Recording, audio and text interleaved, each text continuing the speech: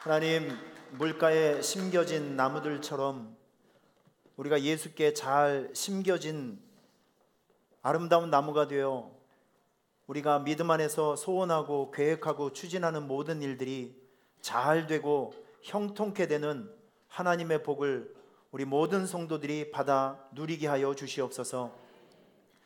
오늘 에베소서 두 번째 말씀을 받는 날입니다. 이 말씀이 우리의 삶을 예수님께로, 하나님에게 또 더 깊은 신앙의 강가로 이끌어주는 가이드 말씀이라고 믿으며, 오늘 이 말씀을 내게 주시는 말씀으로 받으며 굴복하게 하시고 결단하게 하여 주시고 바라보게 하여 주시옵소서. 피차가 은혜되는 귀한 시간이 될 수 있도록 축복해 주옵소서. 예수님의 이름으로 기도하옵나이다.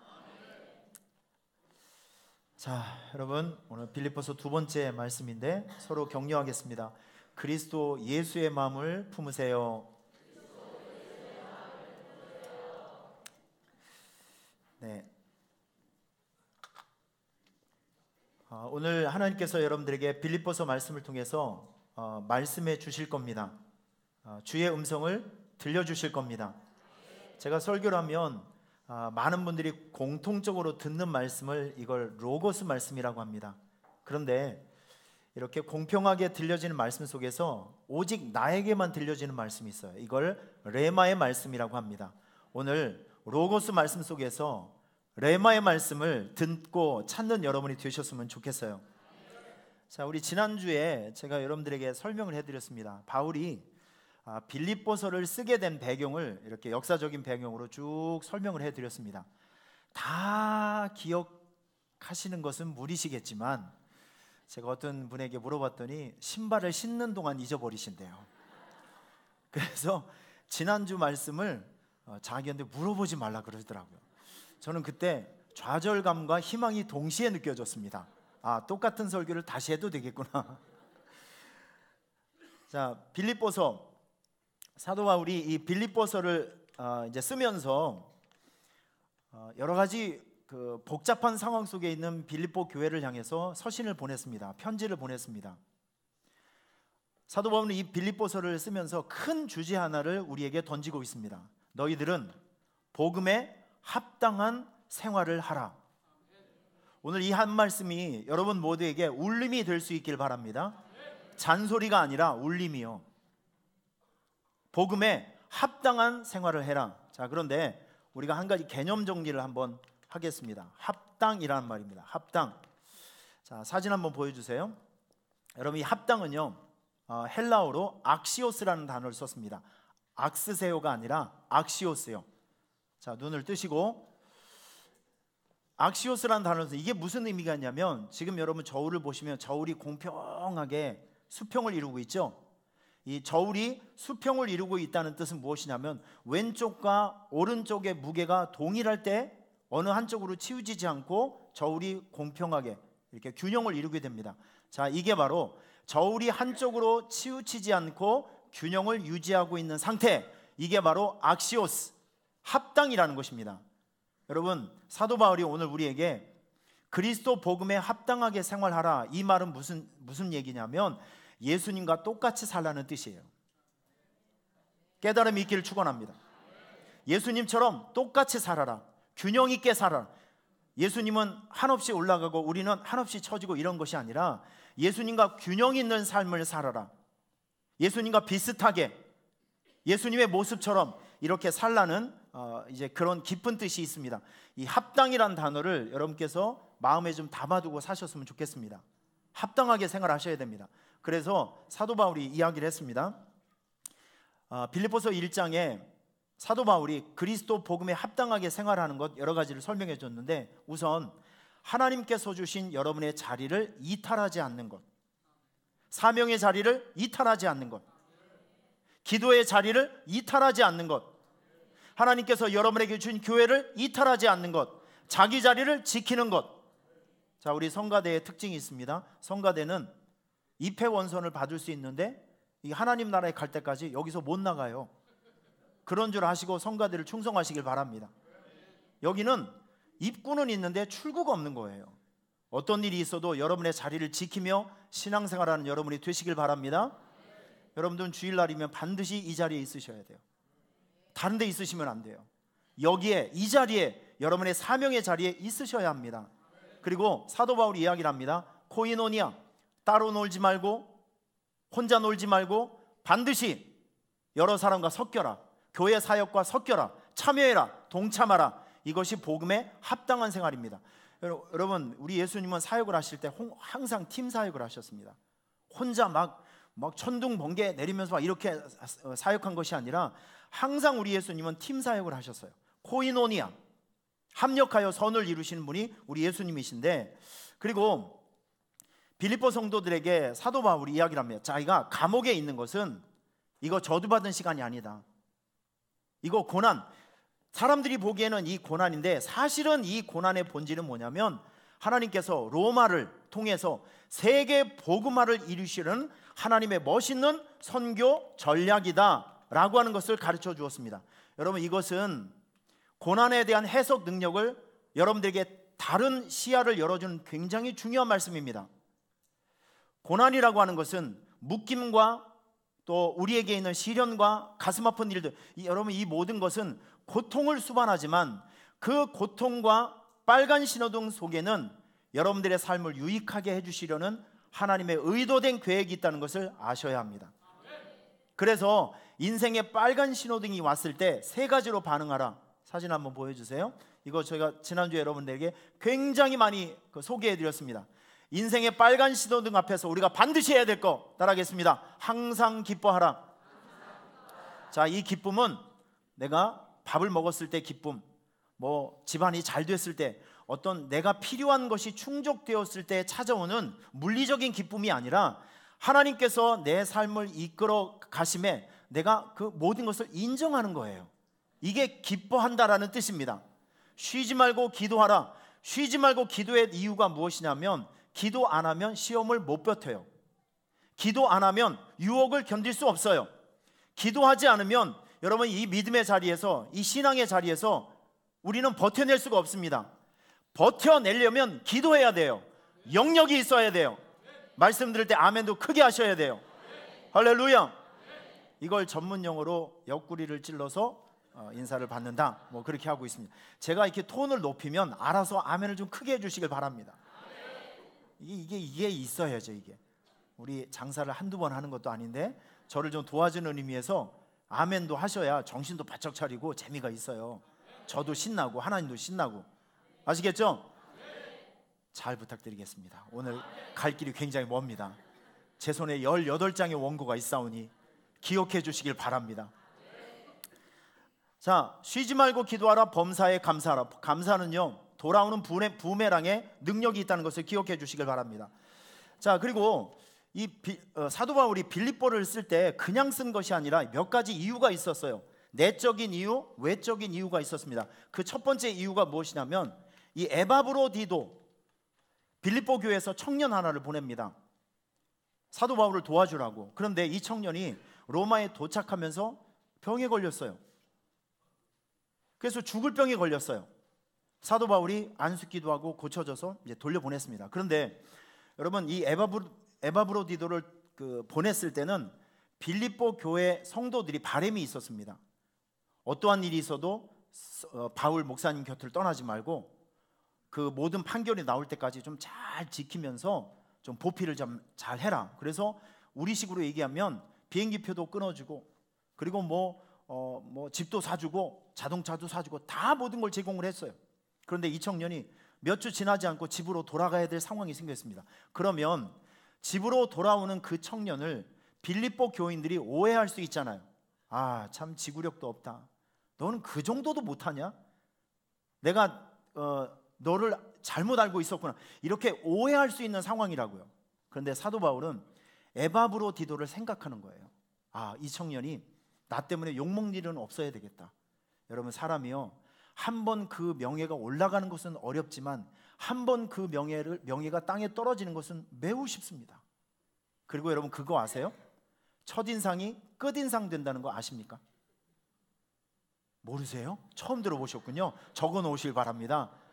그래서 어디를 갈 때 여러분 어디를 갈 때 옷을 잘 입고 다니셔야 돼요.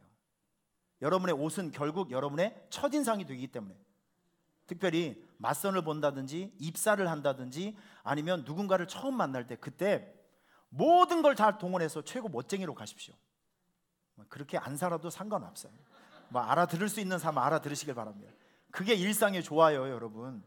그 사람 마음속에 좋은 인상으로 남는다는 것은 굉장히 중요합니다. 그래서 성공한 사람들의 대부분 사람들을 보면 멀끔해요. 진짜 사람을 딱 보면 정감 있고, 오우 괜찮은데? 어른들이 허우대가 멀쩡하다 그러죠. 이게 중요합니다. 속은 어떨지 몰라도 일단 이 겉포장지는 굉장히 좋아야 돼요. 그러니까 여러분, 항상 여러분들이 어딜 갈 때 뭘 할 때 좀 깔끔하고 좋은 인상을 가지고 살아가셨으면 좋겠습니다. 에바 브로디도 이 사람의 삶을 걱정하는 거예요. 그래서 설명을 해줍니다. 이 사람은 일부러 가는 것이 아니라 병 때문에, 이러한 때문에, 일 때문에 가니까 이 사람에 대해 편견을 갖지 말아라. 그리고 욕하지 말아라. 공격하지 말아라. 그리고 이 친구는 여기 있을 동안 나를 충분히 도와줬다. 이렇게 안심해서 그 사람의 입장을 변론해서 이제 쓰게 됩니다. 여러분, 저는 사도 바울이 에바 브로디도 이 한 사람을 생각하는 마음에서 굉장히 큰 은혜가 돼요. 여러분, 우리는 세상을 살면서 사람을 아끼며 살아가는 저와 여러분이 되었으면 좋겠습니다. 세상에서 사람만큼 귀한 것은 없어요. 사람이 정말 중요합니다. 물건보다 더 중요합니다. 자동차보다 더 중요합니다. 돈보다 더 중요합니다.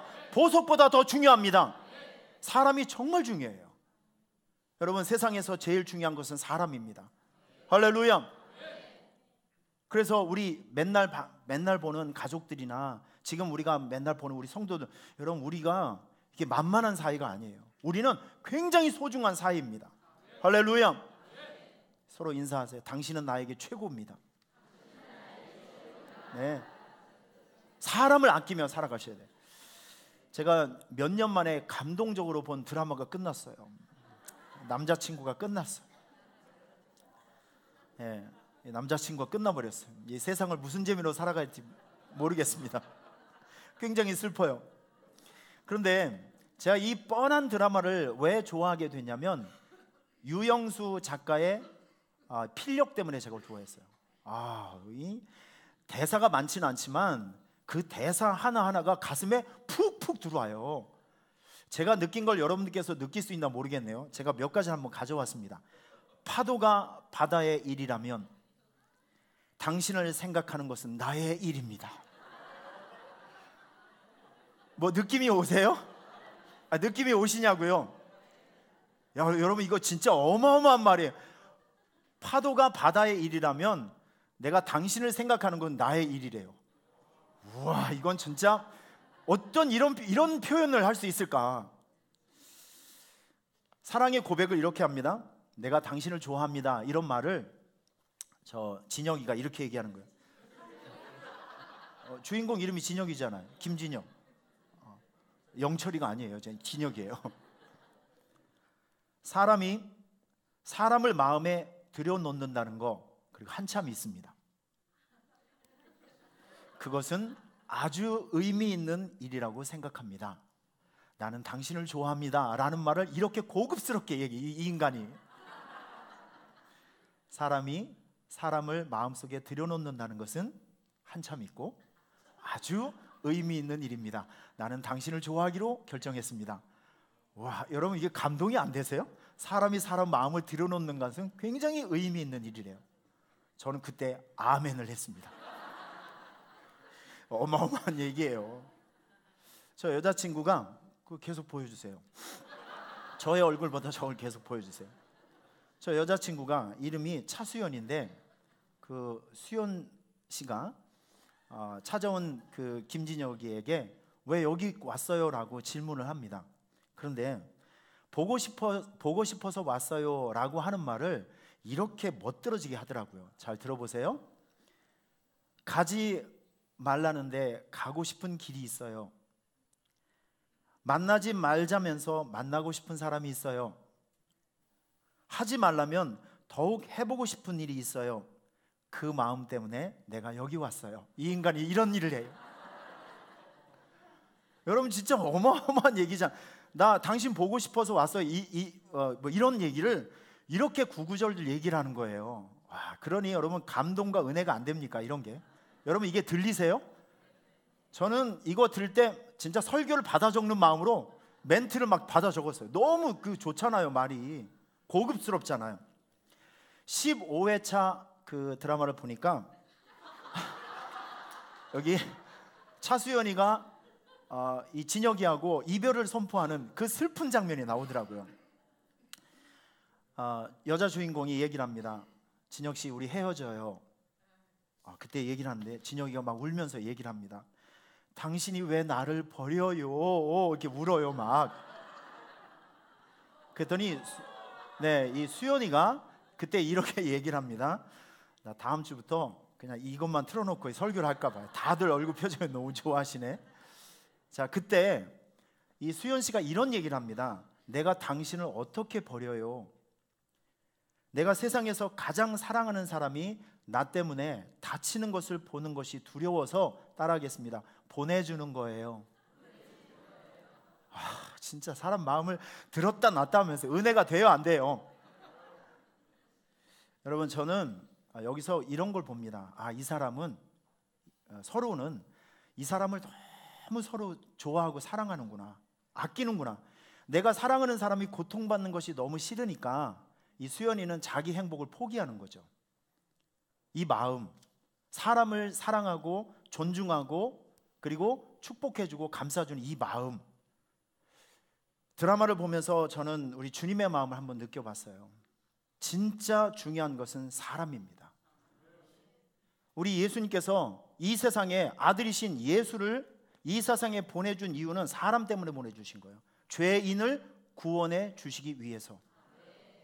여러분, 우리 험한 세상을 살아가면서 진짜 중요한 것은 옆에 있는 우리 사람, 가족, 성도, 여러분의 주변에 있는 사람들 내 몸처럼 아끼고 사랑해 주세요. 우리 은하자매 어디 있어요? 네, 두 분이 이제 결혼을 하셨죠? 근데 이 두 분이 제가 주례를 했는데 결혼 반지를 이제 이렇게 서로 주고받았습니다. 웬만한 사람 같으면 가정이 무너지고 어떤 일이 있어도, 힘든 일이 있어도 이 결혼 반지는 안 팔아먹어요. 이거 결혼 반지 굉장히 소중한 것이기 때문에 지켜냅니다. 여러분, 우리 맨날 바라보는 여러분, 우리의 관계를 결혼 반지처럼 소중하게 여기시길 바랍니다. 함부로 버리면 안 돼요. 여러분, 다른 사람 함부로 핍박하거나 잘못 편견을 가지고 욕을 하면 소중한 것을 버리는 겁니다. 그리고 우리 청년들을 보면 핸드폰을 너무 사랑해요. 가슴에 품고 막 자요. 절대 떨어지지 않습니다. 핸드폰처럼 사람을 아끼시길 바랍니다. 할렐루야. 보석처럼 아끼시길 바랍니다. 그만한 가치가 있는 것이 사람입니다. 자, 우리 옆에 있는 사람 얼굴 한번 보면서 내가 더 잘해줄게요. 사랑합니다. 축복합니다. 우리 진짜 바울이 에바브로디도를 아꼈던 것 같이 우리 서로를 이렇게 끈끈하게 아끼며 끝까지 참아주며 끝까지 기대해주며 그 사람 놓지 않는 저와 여러분이 되시길 바랍니다. 자, 빌립보서를 쓴 이유가 몇 가지가 더 있는데 아까도 얘기했지만 하나님의 선교 전략을 얘기해 주는 거고, 그리고 여기 중요한 또 문제가 있어요. 외적인 문제와 내부적인 문제가 있었습니다. 외적인 문제, 첫째는 유대인의 공격. 유대인들은 사도 바울이 외치고 있는 이 복음을 인정할 수가 없었어요. 아니, 모세의 율법을 따르지 않고 할례를 받지 않아도 구원을 받는다? 이거는 유대교의 교리를 정면으로 지금 반박하고 있는 이단의 논리입니다. 그래서 사도 바울과 그 당시에 그리스도인들을 따라다니면서 굉장히 괴롭혔어요. 빌립보가 사도 바울이 떠난 이후에 유대인들의 조직적인 핍박과 회유가 시작됩니다. 그리고 거짓 교사들,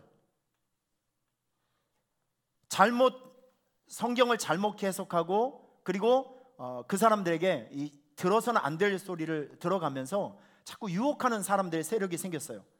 이것에 의해서 교회가 막 흔들리기 시작합니다. 그리고 또 한 가지 문제는 내부적인 문제, 이게 당이 생겼어요. 유오디아 파, 순두개 파. 여러분, 교회는 당이 생기는 순간, 나뉘는 순간 교회는 끝난 겁니다. 마귀는 당을 만들고 마귀는 그룹을 만듭니다. 그런데 성령의 역사는 무엇이냐면 쪼개진 것을 하나로 엮어주는 것이 성령의 역사입니다.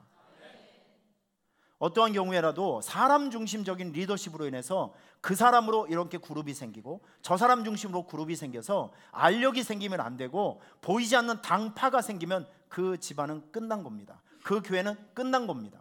여러분, 우리가 항상 조심해야 될 것은 본인의 리더십에 의해서 본인을 따르는 이런 그룹과 당이 생겨지지 않도록 항상 조심해야 됩니다. 교회는 예수 안에서 하나가 되어야 돼요. 당이 있으면 안 되고 그룹이 생겨지면 절대로 안 됩니다. 그런데 여기는 이 빌립보 교회는 당이 생겨버렸어요. 유오디아파, 유집사님파, 그리고 순집사님파, 뭐 누구누구파라고 하면서 생겨버리게 되었습니다. 그렇게 되다 보니까 이 빌립보 교회가 평안해야 될 빌립보 교회, 밖에서도 공격을 하죠. 안에서도 막 내분이 일어나죠. 그러면서 빌립보 교회가 풍전등화, 바람 앞에 선 등불처럼 위기가 찾아오게 된 것이죠. 자, 이런 상황 속에서 사도 바울이 진단을 내립니다. 빌립보 교회 성도들이요, 복음에 합당한 생활을 해라. 이해가 되십니까? 자, 합당이라는 얘기는 아까 제가 잠깐 설명해 드렸습니다. 예수님과 똑같은 삶을 살아야 된다. 조건이 무엇이냐면 그리스도의 예수의 마음을 가지고 복음에 합당하게 생활을 해야 된다 라고 지금 얘기를 하고 있는 것입니다. 자, 여러분, 이제 지금부터 저와 여러분이 아주 중요한 개념 정리를 하나 좀 하고 이제 말씀을 좀 들어갈게요. 일단 빌립보서 2장 5절부터 8절 말씀까지 먼저 한번 읽고 그 내용을 제가 정리를 한번 해보도록 하겠습니다. 빌립보서 2장 5절 말씀부터 8절 말씀까지 준비되셨죠? 앞을 보면서 큰 소리로 한번 읽어주세요. 시작.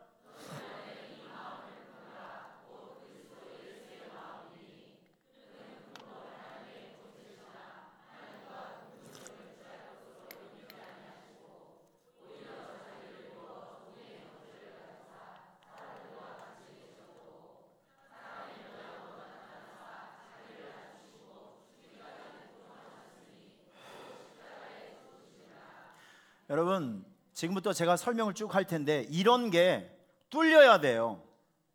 자, 다시 한번요. 여러분, 이 진리가 여러분의 마음속에 이제 진리 체계로 이제 들어오셔야 됩니다. 이런 게 이해가 돼야 되고, 이런 게 깨달음이 있어야 되고, 이런 부분에 감동이 있으셔야 돼요. 그래야 여러분의 믿음이 막 들끓어 오를 수 있습니다. 할렐루야. 여러분, 진리는요, 진리도록 들려야 합니다. 진리는 질리는 것이 아니에요. 진리도록 들어서 여러분의 믿음의 체계가 되어야 해요. 할렐루야. 자, 우선 그리스도 예수의 마음, 이 대전제를 가지고 그리스도 예수의 마음이 무엇이냐면 겸손의 마음입니다. 여러분, 이거 기억하세요. 예수님의 마음, 겸손의 마음이에요. 그런데 이 겸손을 이렇게 한번 정의를 내려볼게요. 우선 바울이 얘기합니다. 예수님은 하나님의 본체이었다. 본체. 여러분, 이 본체가 무슨 뜻이냐면 이런 의미가 있습니다. 한번 따라하겠습니다. 격, 위치, 권위. 다시 한번요. 격, 위치, 권위. 우리 예수님은, 이 세상에 내려오신 예수님은 하나님과 격과 위치와 권위가 똑같으신 분이었다, 이 뜻입니다. 이게 하나님의 본체라는 의미예요. 자, 그런데 이분이, 우리 이 세상에 오신 예수님이 하나님과 동등됨을 내려놓으셨다, 이런 표현이 있습니다. 여러분, 저를 보세요. 쓰는 것보다 중요한 건 듣는 거예요. 지금 하나님께서 저 위에 계시면 하나님의 위, 격, 권위가 똑같으신 분이, 우리 예수님은 본인이 여기에 누구의 등 떠밀려 온 거 아니에요. 마지못해서 온 것도 아니고, 이렇게 위와 격과 권위가 똑같으신 분이, 그 하나님께서 저와 여러분들을 위해서, 이게 중요합니다, 스스로 그 자리를 버리고 이 세상에 내려오셨다, 그 뜻입니다. 이게 바로 동등됨을 내려놓았다, 동등됨을 취하지 아니했다. 누릴 수 있는 권리, 누릴 수 있는 행복, 누릴 수 있는 모든 영광을 스스로 내려놓으시고 이 땅에 내려오신 거, 이게 동등됨을 포기한 겁니다. 그런데 이 세상에 오신 예수님께서 어떤 모습으로 오셨냐면 둘로스, 종의 모습으로 오셨대요. 종. 자, 그런데 여러분, 우리 예수님은 태어날 때부터 종의 모습으로 오셨어요. 그래서 예수님께서 이 세상에 오셨을 때 그 태어난 장소가 어디냐면 왕궁이 아니라 베들레헴의 마구간, 이건 그냥 창고, 짐승이 있는 그 자리, 말 구유에 태어나신, 이게 다 보면 이게 연관성이 있고 상징적인 것이 있어요. 예수님은 이 세상에 통치자로 오신 것이 아니라, 왕으로 오신 것이 아니라 누구로요? 섬기는 종으로 이 세상에 오셨다는 것이죠. 그런데 여기서 얘기하고 있는 종은 이런 뜻이 있습니다. 세 가지. 우리 사진 한번 보여주세요. 이건 여러분께서 개념 정리가 있으셔야 돼요. 자, 1번 큰 소리로 읽어주세요. 시작. 하나님 말씀에 철저히 순종하는 종. 둘째, 하나님의 뜻을 온전히 이루는 종. 셋째, 이런 종으로 세상에 오신 것이죠. 이해가 되십니까? 자, 저쪽에는 온풍기를 하나만 꺼주셨으면 좋겠어요. 네, 거기에는 온풍기를. 여러분들은 별로 안 더우시지만 여기는 지금 땀이 막 뚝뚝 떨어져요. 여러분들이 너무 열정적으로 설교를 잘 들으셔서 제가 엄청 긴장이 됩니다. 네, 반대로 해석 안 하는 거예요. 지금 진짜로 얘기하는 거예요. 자, 그런데 종이 있잖아요. 그냥 노예로 오신 것이 아니라 이런 일을 하시기 위해서 오신 분이 예수님이세요. 다시 한번요. 시작. 하나님의 말씀에 철저히 순종하는 종으로. 둘째, 하나님의 뜻을 온전히 이루는 종. 셋째, 하나님 영화롭게, 존귀하게, 영화롭게 하는 종으로 이 세상에 오셨습니다. 그래서 이렇게 오신 분이 겸손을 실천해 주셨어요. 예수님의 겸손의 그 절정이 무엇인지 아십니까? 8절입니다. 자, 다음 사진 보여주세요. 다음 사진. 자, 지금 보시면 여러분 사람의 모양으로 한번 읽어보실래요? 시작. 사람의 모양으로 나타나사 자기를 낮추시고 죽기까지 복종하셨으니 십자가에서의, 지금 이거 이 세상에 종으로 오신 예수님께서 죽어주시고 낮아주시고 스스로 낮추시고 그리고 복종해 주시고 그리고 죽어주심을 통해서 저와 여러분들에게 주신 선물이 있는데 구원의 길을 열어주신 거예요. 할렐루야. 여러분, 이러한 과정 속에 있는 것이 바로 사도 바울이 지금 얘기하고 있는 그리스도 예수의 마음이라는 것이죠. 이걸 한꺼번에 정리할 수 있는 것이 그리스도의 겸손이라는 것입니다. 이런 그리스도의 겸손의 마음을 가지고 스스로 낮추시는 마음을 가지고 그리고 스스로 섬기는 마음을 가지고 너희는 교회를 분열시키지 말고 교회를 섬기고 하나님을 섬기고 이웃을 섬기고 사람을 섬기고 사명을 섬겨라. 지금 이렇게 얘기하고 있는 거예요. 여러분, 복음에 합당한 삶을 살기 위해서는요, 누구든지 그리스도 예수의 마음이 필요합니다. 이 마음이 없으면 절대 우리는 이런 거 하지 못해요. 여러분의 마음속에 그리스도 예수의 마음이 있기를 주님의 이름으로 축원합니다. 여러분, 그런데 저는 이런 그 말씀을 보면서 한 가지 깨달아지는 것이 있어요. 뭐가 깨달아지냐면 하나님은 우리의 삶에서 성공과 하나님께서 높여주시는 순간들이 있는데 스스로 높아지려고 하는 사람을 높이는 것이 아니라 예수님처럼 스스로 낮추는 사람을 하나님께서 높이 들어주신다는 거예요. 이게 바로 하나님 나라의 법칙이라는 것이죠. 그래서 성경 잠언 18장에 보면 이런 말씀이 있습니다. 사람의 마음의 교만은 멸망의 선봉이요 겸손은 존귀의 앞잡이니라. 그러니까 겸손하게 자기를 낮추고 먼저 섬기는 것이 결코 손해가 되는 것이 아니라는 것을 깨달으시길 축원합니다. 누가복음에 보면 이런 말씀이 있어요. 자기를 높이는 자는 낮아지고 자기를 낮추는 자는 높아지리라. 할렐루야. 이게 어느 나라의 법칙이라고요? 하나님 나라의 법칙이 바로 여기에 있는 것입니다. 여러분, 하나님께서 이 십자가의 고난을 당해서 돌아가신, 인간의 죄를 대신해서 돌아가신 예수님이 돌아가시고 난 다음에 무슨 일을 만드셨냐면 예수님을 높여주셨어요. 그리고 많은 사람들이 그분의 존재를 알고 그분에게 찬양하고 경배하고 예배하는 멋진 역전승을 우리에게 보여주셨습니다. 그 말씀이 바로 그 9절, 10절, 11절 말씀에 나오는데 여러분, 이 9절, 10절, 11절 말씀은요 예수님의 낮아짐의 사건 이후에 나타난 높아짐입니다. 그 내용을 한번 보겠습니다. 9절, 10절, 11절 시작. 이러므로 하나님이 그를 지극히 높여 모든 이름 위에 뛰어난 이름을 주사 하늘에 있는 자들과 땅에 있는 자들과 땅 아래에 있는 자들로 모든 무릎을 예수의 이름에 꿇게 하시고 모든 입으로 예수 그리스도를 주라 시인하여 하나님 아버지께 영광을 돌리게 하셨느니라. 아멘. 여러분, 지금 예수님이 높아졌습니다. 그런데 이 높아지심은 예수님의 낮아지심을 통해서 하나님께서 그를 높여 드신 거예요. 오늘 이 인생의 원리가 여러분에게도 있음을 꼭 기억해 주시길 바랍니다. 하나님은 낮아짐의 시간을 통과한 사람에게 높아지심의 은혜를 주신다는 것, 이게 하나님 나라의 법칙이라는 것을 기억해 주시길 바랍니다. 모세가 그 대표적인 예 아니겠어요? 요셉이 그 대표적인 예 아니겠습니까? 성경에 나오고 있는 많은 위인들과 하나님께서 높이 들어서 사용했던 사람들 보세요. 그들에게는 남들이 알지 못하는 다 낮아짐의 시간이 있었어요. 자기가 내려놓는 시간들이 있었고요, 자기 자신이 깨어지는 순간들이 있었단 말이죠. 하나님은 낮아지는 사람을 높이 들어 사용하십니다. 여러분들 세상을 살아가면서 빨간 신호등 거기에 걸려서 여러분의 인생이 낮아지고 지금 어둠 속에서 이렇게 걸어가시는 분들이 있습니까? 여러분, 이것은요 바로 그 목전에, 여러분의 그 목전에 그 낮아지신 그 다음에 높아지는 순간들이 기다리고 있다는 것을 아셔야 합니다. 그러니까 낮아짐은 높아짐으로 올라가는 사닥다리입니다. 기억하시길 축원합니다.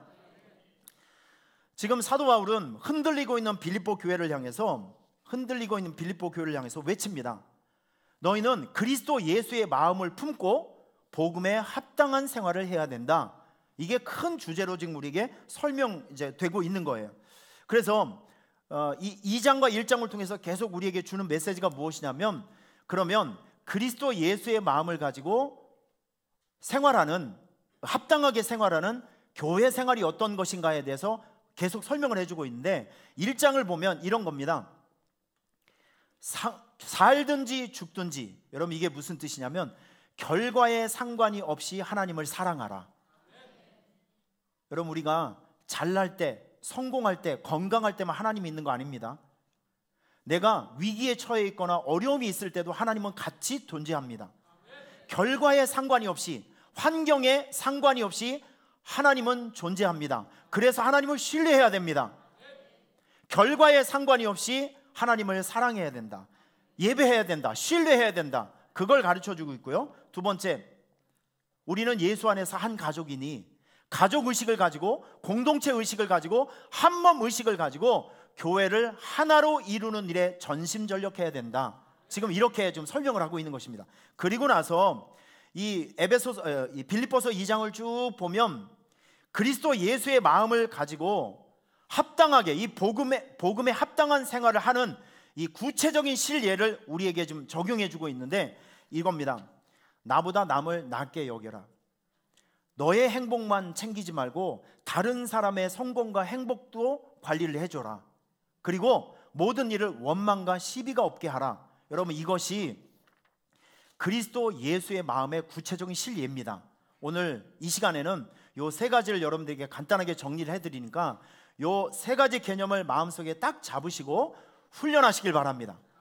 그리스도 예수의 마음 세 가지를 오늘 배워보도록 하겠습니다. 자, 우선 3절 말씀을 다 같이 한번 읽어보겠습니다. 3절 말씀, 이거 굉장히 구체적인 겁니다. 3절 시작.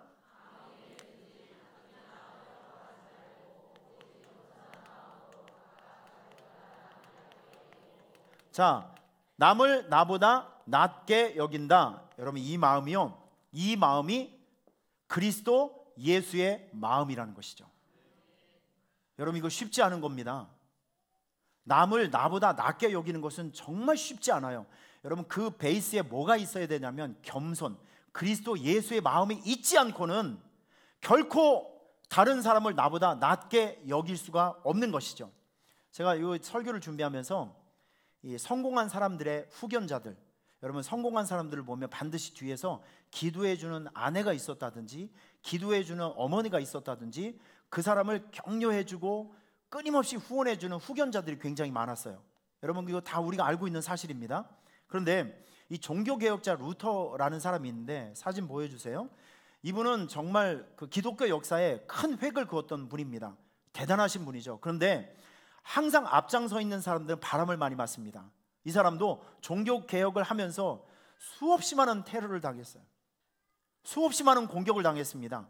이때 너무나도 그 공격이 심해서 낙심하고 좌절하고 있었던 어느 날 자기 아내 이름이 카타리나입니다. 자기 아내가 상복을 입고 왔어요. 그리고 그 앞에서 막 엉엉 우는 것입니다. 여보 왜 이렇게 우냐고 했더니 하나님이 죽었대요. 하나님이 죽었대요. 아니 하나님은 살아계시다고. 내가 당신을 요즘 보니까 하나님이 죽은 것 같다. 아니 하나님이 살아있으면 당신이 그렇게 절망할 수 있냐? 하나님이 살아있으면 당신이 그걸 기도하지 않을 수 있냐? 난 당신의 얼굴을 보니까, 살아가는 모습을 보니까 마치 하나님이 죽은 것 같아서 나는 하나님이 죽은 줄 알고 울고 있다. 그 아내의 그 충격적인 고백 때문에 루터는 하루에 3시간씩 하나님께 엎드려져서 기도하면서 종교개혁을 이루었다라는 얘기가 있습니다. 또 한 사람의 예를 드리겠습니다. 미국의 32대 대통령 루즈벨트라는 사람이 있어요. 여러분 이분은 특이한 경력이 있습니다. 미국 역사상 속에서 미국 대통령이 4번 당선된 사람은 이분 혼자예요. 12년 동안 그 대통령을 했는데 그것도 4번째 뽑혔는데 뇌출혈로 사망을 해서 12년 동안 못했었지, 정상적으로 대통령직을 감당했다고 하면 16년 동안 했던 사람이에요. 그런데 이분은요 39살 때 소아마비병이 생겨서 멀쩡하던 사람이 휠체어를 타고 다녔습니다. 39살 때. 이게 참 아이러니하지 않습니까? 39살 때도 그런 병이 생기네요. 여러분 멀쩡하던 사람이 2 다리를 잃어서 감각을 잃고 휠체어를 타고 다닙니다. 얼마나 낙심이 되겠어요. 이게 막 앞길이 구말리 같은 사람 아니겠습니까? 그런데 낙심하고 살고 있었던 어느 날 부인이 휠체어를 끌고 밖에 나가서 이런 고백을 합니다. 비가 온 뒤에는 반드시 이렇게 맑은 날이 와요. 당신도 마찬가지입니다. 뜻하지 않는 병으로 다리는 불편해졌지만 당신은 옛날이나 지금이나 달라진 것은 아무도 없습니다. 우리 조금만 더 힘을 냅시다 라고 이야기를 했습니다. 격려의 말을 한 거죠. 그때 남편은 이렇게 질문합니다. 나는 영원한 불구자예요. 그런데 그래도 나를 당신은 사랑하겠습니까? 라고 질문을 합니다. 이때 아내가 이런 얘기를 합니다. 나는 지금까지 당신의 건강한 2 다리만 사랑한 것이 아니라 당신의 영혼도, 당신의 아픔도, 당신의 미래도 나는 옛날에도 사랑했고 지금도 사랑하고 앞으로도 사랑할 것입니다. 푹푹 들어오지 않으세요? 막 닭살이 이렇게 덜지 않으세요? 정말 대단한 말인 거예요. 이게 사람의 말은요, 사람의 말은 이런 능력이 있는 것 같아요. 마음을 치유해주고 생각을 교정해주고 방향을 주고, 여러분의 말을 항상 이렇게 살리는 말로 사람을 격려해주는 그런 말로 사람을 살려주는 일들을 했으면 좋겠습니다. 결국 그 아내의 따뜻한 격려와 사랑에 힘입어서 그가 휠체어를 타고 다니면서 대통령 선거를 해서 미국 역사상에 정말 2번 다시 없는 그 뉴딜 정책을 성공하고 2차 세계대전 그 성공시키면서 미국에서 가장 존경받는 대통령의 역사를 만들어내지 않습니까? 여러분 우리 한번 생각해 볼까요? 루터의 아내 카탈리나, 루즈벨트 대통령의 아내 엘레나. 여러분 이 2 사람의 공통점을 제가 한번 찾아봤는데 이런 겁니다. 그 사람들은 자기보다 훨씬 어떻게 보면 못한 사람을 자기보다 낮게 여기는 마음을 가졌다는 거죠. 제가 논리가 너무 비약됐습니까? 왜 인정할 수 없다는 표정으로 저를 보시죠? 여러분 우리가 원리를 한번 찾아보자고요. 우리보다 여러분 한 사람은 건강한 사람이고 한 사람은 약한 사람이고 그렇잖아요. 한 사람은 절망해서 막 우울증에 빠져 있는 사람, 하나는 건강했던 사람이고, 나보다 훨씬 아래 등급에 있는 사람들, 나보다 못한 사람들을 이 2 사람은 나보다 낮게 여기는 이 마음으로 그 사람들을 섬겼다는 것이죠. 여러분 이게 그리스도 예수의 마음이라는 거예요. 이 나보다 남을 낮게 여기는 마음은 정말 겸손한 마음이 아니면 이거 할 수가 없는 얘기입니다. 우리 2년 전에 우리 김문호 목사님이 우리 교회에 오셨죠. 저희 김문호 목사님 오셨을 때 좀 부담스러운 게 하나 있었어요. 이제 녹양실 가서 얘기를 하는데 저하고 무슨 얘기를 하다가 안주머니에 뭘 꺼내요. 수첩이었어요. 그러더니 나하고 내 얼굴을 빤히 보면서 내가 얘기를 하면 뭘 적어요. 아니, 내가 그분의 말을 적어야 될 상황인데 그분이 내 말을 듣고 적어요.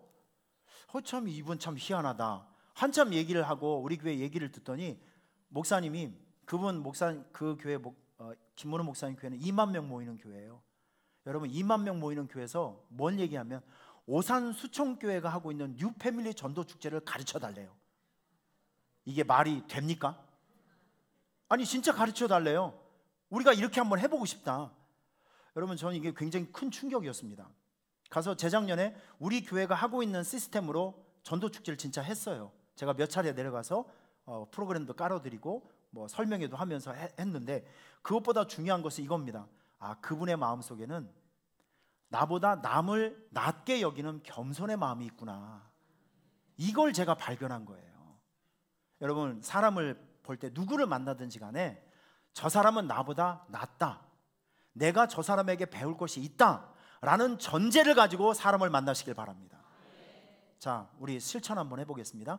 옆 사람에게 이렇게 고백하세요. 당신은 나보다 훨씬 낫습니다.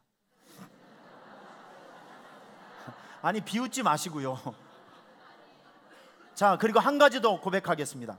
한수만 가르쳐 주십시오. 네. 여러분 이게 그리스도 예수의 마음이라니까요. 실전입니다. 실전.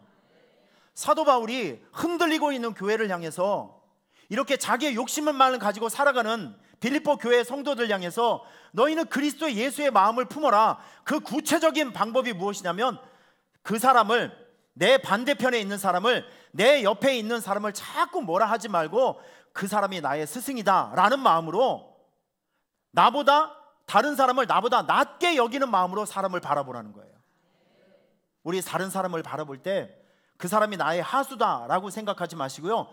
그 사람은 나의 스승이다, 내가 그 사람에게 배워야 한다, 이렇게 나보다 남을 낮게 여기는 마음으로 그 사람을 보며 인간관계를 맺으면 싸움이 될까요? 아니요, 존중이 되고 존경이 되는 것이죠. 여러분 이 마음을 잃지 않았으면 좋겠습니다. 나보다 남을 낮게 여기는 겁니다. 할렐루야. 이게 그리스도 예수의 마음이라는 것이죠. 자, 또 한 가지입니다. 중요한 마음이 있어요. 4절 말씀을 우리 같이 한번 읽어보겠습니다. 4절. 자, 시작.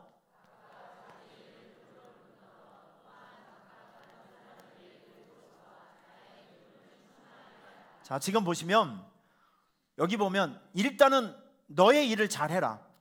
4절 말씀 보면 너의 일을 잘해야 된다. 대신에 너의 일만 집중한다고, 너만 행복하다고 다가 아니라, 너만 배부르다고 다가 아니라, 너만 만족하다고 다가 아니라, 지금 너가 누리고 있는 행복, 기쁨, 이런 걸 가지고 너의 옆에 있는 사람도 배부르게 해라. 여러분 나의 성공만 추구하지 않고 다른 사람의 성공도 배려해 주는 마음, 이게 바로 그리스도 예수의 마음입니다. 할렐루야. 여러분 요즘요, 몇 해 전부터 신조어가 하나 생겼습니다. YOLO, You only live once. 한 번밖에 없는 내 인생이래요. 한 번밖에 없는 인생이기 때문에 내가 잘 벌어서 나만 잘 먹고 나만 잘 행복하게 해서 오직 나만이에요. 이게 YOLO입니다. YOLO. 그래서 요즘 젊은이들은요, 뭐 저축하고 뭐가 없어요. 몇 개월만 딱 돈 모아지면 바로 해외여행 떠나버립니다. 그 있는 돈 톡톡 털고 와서 알바 3개짜리 몇 개월 하고 또 딴 데로 가고, 이게 미래가 없는 삶을 살아가는 것 같아요. 지금 사람들을 보면 오직 나만 잘 먹으면 돼, 오직 나만 행복하면 돼요. 여러분 이거는 하나님의 정서가 아닙니다. 예수의 마음이 아닙니다. 이 세상에서 이거는 하나님께 정말 싫어하는 마음이 이거예요. 나만 배부르고 우리 집만 잘 되고 나만 잘 되고 우리 교회만 잘 되고, 이거는 어둠의 마음이에요. 이건 사단의 마음입니다. 여러분 예수의 마음이 뭔지 아세요?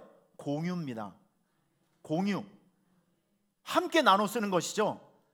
나의 행복, 나의 기쁨, 나의 배부름, 나의 성공, 이런 것들을 소통하는 겁니다.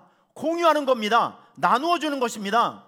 그래서 나의 기쁨이 상대방의 기쁨이 되고 나의 배부름이 상대방의 배부름이 되게 하는 것, 여러분, 이것이 그리스도 예수의 마음이라는 것이죠. 우리 성가대가 작년에 사진 한번 보여주세요. 우리 구로의 산성교회 갔습니다. 올해도 다른 교회를 갈 거예요. 진짜 매주마다 나는 좀 가고 싶어요. 우리 김강욱 장로님께서 허락만 해주신다면 어디든지 갈 거예요. 저는 여기에 다 증인들 아니겠습니까? 그 교회가 얼마나 위기적인 상황이 있었어요. 그런데 우리가 찬양했던 거, 우리에게 은혜가 됐던 거 가져가서 저기에서 함께 예배하고 찬양해 줬어요. 그 교회에 얼마나 큰 힘이 됐겠습니까? 이게 그리스도 예수의 마음이라는 것이죠. 우리의 행복, 우리의 은혜를 같이 나누어서 그들도 배부르게 하는 것, 그들도 성공하게 하는 것. 자, 다음이요. 우리 김제 주평교회, 우리 제4 남성교 부부팀들 올해 이 교회를 또 갈 겁니다. 여러 기간에서 함께 갈 거예요. 목사님께서 12년 동안 아무리 전도해도 우리 할머니들이 잘 오지 않았는데, 그때 우리가 가서 몇십 명의 할머니를 초대해서 같이 은혜를 나누고 이 교회에 큰 힘과 용기를 주고 왔어요. 여러분, 우리가 잘하고 있는 것, 우리의 장점을 이렇게 나누는 것이죠. 이게 그리스도 예수의 마음이라는 거예요. 다음, 이게 12월 이제 30날인가요? 우리 하기오스 찬양단이 외국인 교회, 평택에 있는 외국인 교회 갔어요. 저 교회는 참 신기하게 한 50명, 60명 정도 성도가 있는데 90% 이상이 아프리칸 사람이에요. 저기 가면 제가 우간다에 와 있는 착각이 들 정도로 모든 사람이 얼굴이 검해요. 참 신기하죠? 그 아시안도 있을 법한데 전부 아프리카 사람들이에요. 하여튼 나이지리아에서, 리비아에서, 우간다에서, 탄자니아 등등 하여튼 많은 그 사람들이 왔는데, 우리 하기오스 찬양단이 열심히 준비해 가서 그분들과 함께 나눌 수 있는 영어 찬양, 또 함께 공유할 수 있는 좋은 그 음악을 서로 나누면서 같이 행복을 나누고 왔어요. 여러분, 이게 그리스도 예수의 마음이라는 거예요. 할렐루야. 나 혼자만 먹고 나 혼자만 행복하고 나 혼자만 배부르는 거, 여러분, 이거 그리스도 예수의 마음이 아니라니까요. 공유입니다. 소통입니다. 나눔입니다. 이게 그리스도 예수의 마음이라는 것이죠. 여러분들에게 나보다 남을 낮게 여기는 마음과 내가 가지고 있는 것을 오픈해서 서로 나누고 공유하는 거, 여러분, 이것이 자연스러워지길 바랍니다. 이게 그리스도 예수의 마음이라니까요. 세상 사람들에게 없는 원칙과 원리가 바로 이런 것이라니까요. 우리는 이런 원리를 가지고 살아가야 됩니다. 그리고 마지막으로 여러분 14절 한번 보시면 짧지만 굉장히 중요한 말씀이 있어요. 자, 한번 읽어보세요.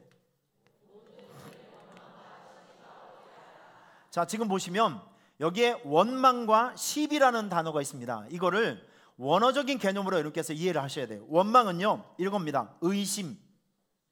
원망은 의심이에요. 여러분, 하나님의 일을 할 때 의심하면 하나님의 기적적인 역사 아무것도 나타나지 않습니다. 오직 믿으면 역사가 나타나고 의심하면 깨지는 거예요. 이스라엘 백성들이 광야 생활하면서 늘 실수했던 게 무엇이냐면 하나님 아버지에 대한 의심이에요. 가나안 땅을 약속해 주셨는데 그들은 수십 번도 더 의심했어요. 의심했던 사람은 단 한 명도 가나안 땅에 들어가지 못했습니다. 우리에게 필요한 것은 의심이 아니라 믿음입니다.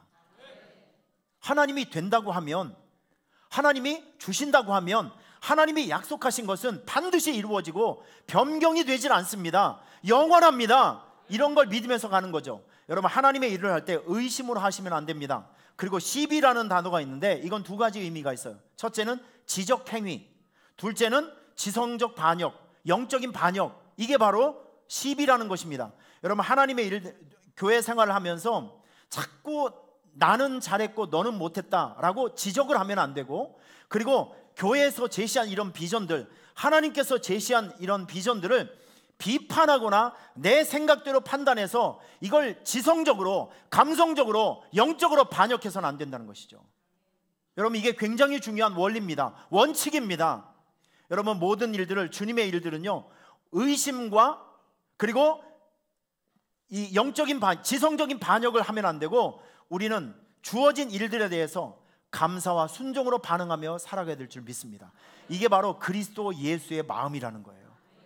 자, 말씀 한번 정리해 보도록 하겠습니다. 오늘 사도 바울은 그리스도 예수의 마음을 우리에게 정확히 가르쳐 주고 있어요. 겸손이죠. 한마디로 얘기해 보면 겸손. 그 엄청나신 분이 하늘에 계셔도 뭐 누가 뭘 할 사람이 아무도 없는 그 위대하고 크신 분이 자기의 위치와 격과 권위를 스스로 내팽개치시고 이 세상에 내려오셨어요. 일부러. 그리고 그분이 종으로 오셔서 우리를 위해서 낮아지시고 우리를 위해서 복종해 주시고 우리를 위해서 죽어주심으로 구원의 길을 열어주셨습니다.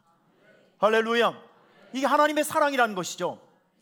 이제 저와 여러분들이 그리스도 예수의 마음을 가지고, 이런 겸손의 마음을 가지고 교회를 섬기셔야 되고 사람을 섬기셔야 되고 사역과 사명을 섬기셔야 됩니다. 할렐루야. 여러분, 이걸 훈련해 주시길 바랍니다. 나보다 남을 낮게 여겨라. 나만 배부르면 안 돼요. 공유해야 됩니다. 나도 잘 살아야 되지만 내가 잘 살고 내가 성공하는 거, 이거를 흘려보내서 다른 사람의 성공과 행복도 함께 만들어 주셔야 돼요. 이게 그리스도 예수의 마음입니다. 할렐루야. 전 우리 교회를 통해서 많은 약한 교회들, 또 지금 부흥이 목말라고 있는 교회들, 전도의 문이 닫혀 있는 교회들이 우리 교회를 통해서 살아나는 역사가 나타나길 바라요. 여러분들 통해서 죽어있는 사람들이 살아나기를 바라요. 여러분, 하나님의 일들을 할 때 의심과 반역으로 섬기지 마시고요, 감사로 순종으로 반응하며 살아가는 여러분이 되시길 바랍니다. 여러분, 두 손을 가슴에 한번 대어보세요. 두 손을 가슴에 한번 대어보시고 여러분들 위해서 기도합니다. 하나님, 오늘 그리스도 예수의 마음을 우리가 배워보았습니다. 오늘 이 자리에 오신 많은 성도님들,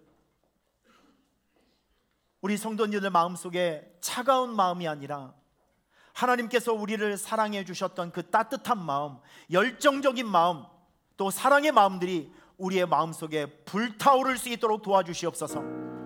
하나님, 그리스도 예수의 마음, 겸손의 마음을 가지고 교회를 섬기며 사람을 섬기며 또한 선교지를 섬기며 우리에게 주신 사명을 잘 섬기게 하여 주시옵소서.